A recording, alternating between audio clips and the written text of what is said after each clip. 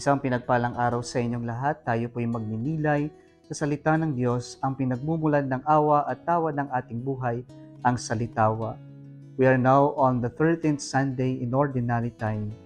Mga kapatid, huwag po nating kakalimutang magdasal at magsimba. Brothers and sisters, when we are in pain, when we are suffering, sometimes our easiest way out is to run away, to give up, to surrender. Sasabihin natin, ayaw ko na, pagod na ako, takot na akong lumaban.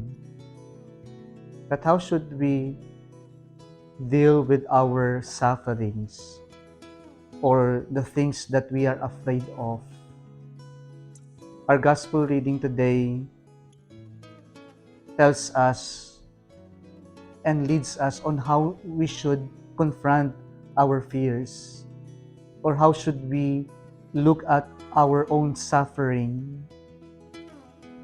Our gospel today gives us two stories.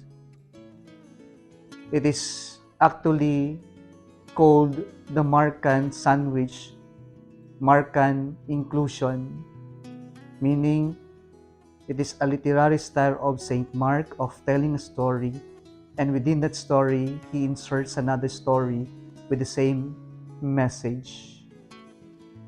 Yung ating pong unang kwento ay tungkol po sa isang synagogue official na nagangalang Jairus, na lumapit sa ating Panginoong Jesucristo.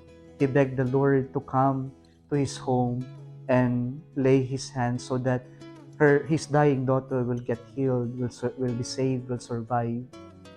And within that story, Saint Mark inserted, sandwich, another story, the story of a woman without a name who was suffering for 12 years in hemorrhages, bleeding for 12 years. And in these two stories of Christ's healing, we are led to the importance of having faith in the Lord. And so, our liturgy this Sunday directs us to our attention to the reality that in desperate moments, let us go to Jesus. Let us go to the Lord. In desperate moments, let us trust in the Lord. Magtiwala tayo sa Panginoon. Let us have faith in God. But what does having faith in the Lord mean? Pag mayroon tayong pananampalataya sa Diyos, ang una po dyan ay we will have the courage to approach the Lord. If we have faith in the Lord, then we will also have the courage to approach the Lord. And when we approach the Lord, we know that God knows our suffering. God knows what's going through in our life. And our first reading from the Book of Wisdom tells us that the Lord does not delight in our suffering, in our death. The Lord only wants what is best for us. And so, having faith in the Lord also means having the courage to approach the Lord, who understands us, who knows what's going through in our life.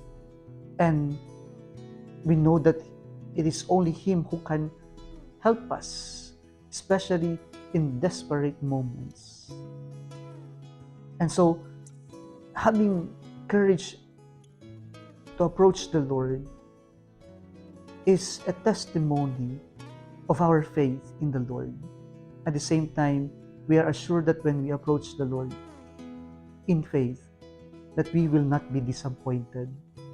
Hindi tayo mabibigo kapag lumapit tayo sa Diyos na may pananampalataya. Have the courage to approach the Lord. Pangalawa po, having the faith in the Lord means let us trust the Lord. Let us trust the Lord that He is bigger than all our problems. Let us trust in the Lord that there is no impossible in the power of the Lord.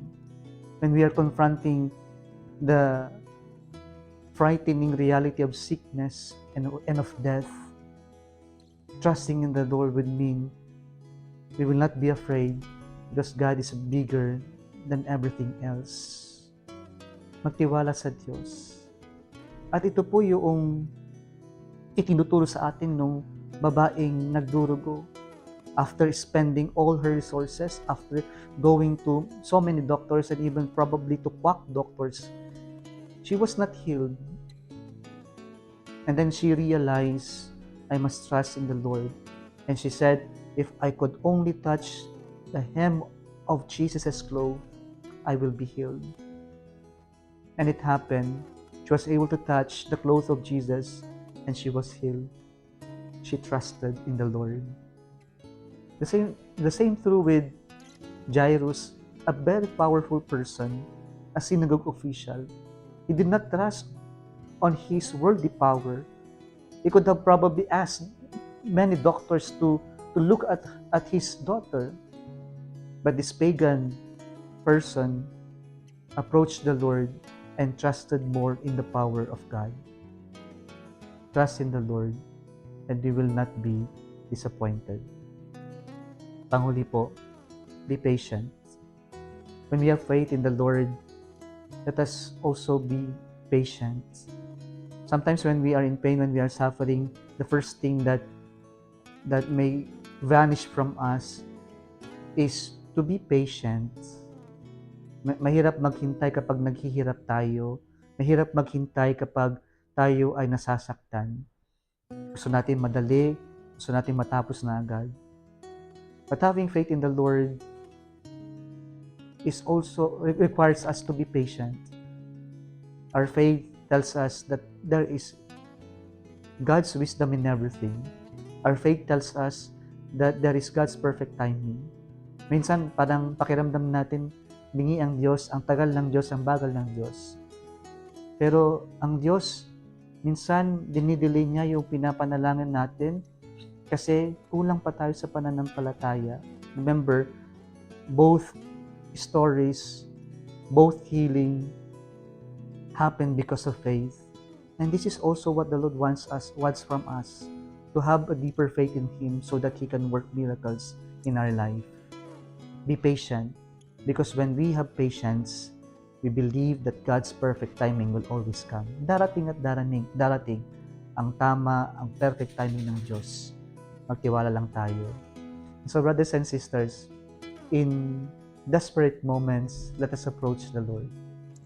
In desperate moments, let us have faith in God. And having faith in God would mean having the courage to approach Him.